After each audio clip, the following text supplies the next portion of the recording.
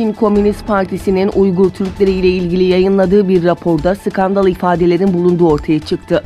New York Times gazetesinin ortaya çıkardığı belgelere göre Çin Devlet Başkanı Xi Jinping'in parti üyelerine Uygur Türkleri için merhamet göstermeyin dediği öğrenildi.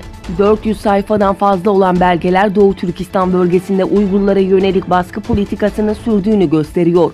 Çin Devlet Başkanı Xi Jinping belgelerden birinde Komünist Parti üyelerine Doğu Türkistan'da sözde terörle ve bölücülükle mücadelede kesinlikle merhamet göstermeyin dediği ortaya çıktı.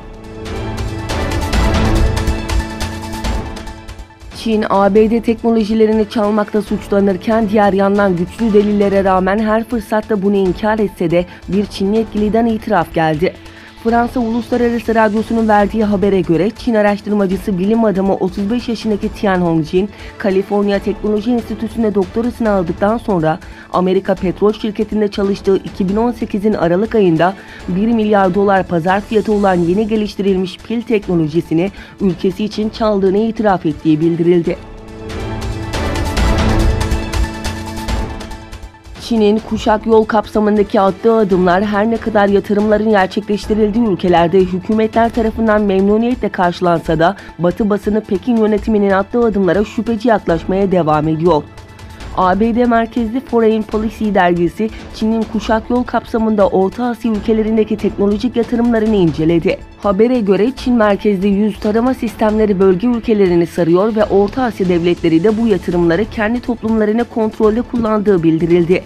Haberlere göre Kırgızistan'ın başkenti Bişkek'te yeni yüz tarama merkezi açılmış. Bu yüz tarama sisteminde ABD'nin yatırımları altında olan Çinli bir şirket tarafından ücretsiz kurulduğu ve Kırgızistan yönetiminin bu sistemi akıllı şehir adıyla kurduğu belirtilmişti. İran'da benzin zammına tepki protestoları devam ediyor. Göstericiler Tahran'ın giriş çıkış yollarını trafiğe kapattı. Yerel kaynaklardan alınan bilgilere göre hükümetin benzine yaptığı zam nedeniyle dün başlayan protesto gösterileri Tahran, Fars, Doğu Azerbaycan, Batı Azerbaycan, İsfahan, Mazanderan, Reze ve Horasan eyaletleri başta olmak üzere ülkenin genelindeki kentlerde devam ediyor. Öte yandan Tahran'daki protestocular kontak kapatarak başkentin tüm giriş ve çıkış yollarını trafiğe kapattı ve Tahran Pars semtine bir banka şubesini ateşe verdi.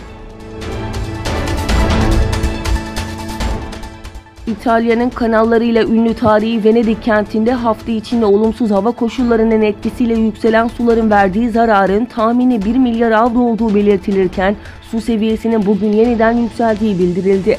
İtalya İçişleri Bakanı'nın da kentte incelemelerde bulunduktan sonra yaptığı açıklamada Venedik'in sadece Venediklilere ya da İtalyanlara değil bütün dünyaya ait olduğunu belirterek kesinlikle korunması gereken bir yer, öncelikle İtalya'nın ilgilenmesi ardından herkesin özel ilgi göstermesi gereken bir yer olduğunu düşünüyorum dedi.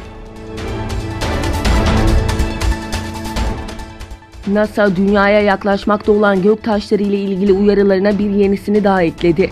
Kimi zaman göktaşları dünyayı teğet geçtikten sonra olası tehditleri açıklayan NASA, bu kez rotasında sapma olmazsa 2022'de dünyaya ulaşması beklenen bir göktaşı ile ilgili açıklama yaptı. NASA'dan yapılan açıklamaya göre söz konusu göktaşı Mısır'daki Keops piramidi büyüklüğünde. 6 Mayıs 2022'de dünyaya en yakın pozisyona ulaşması beklenen göktaşının çarpışma durumunda 230 kilotonluk bir nükleer enerjiye eşdeğer tahribat yaratabileceği öngörülüyor. Bu, Hiroşima'ya atılan atom bombasının yaklaşık 15 katına denk geliyor.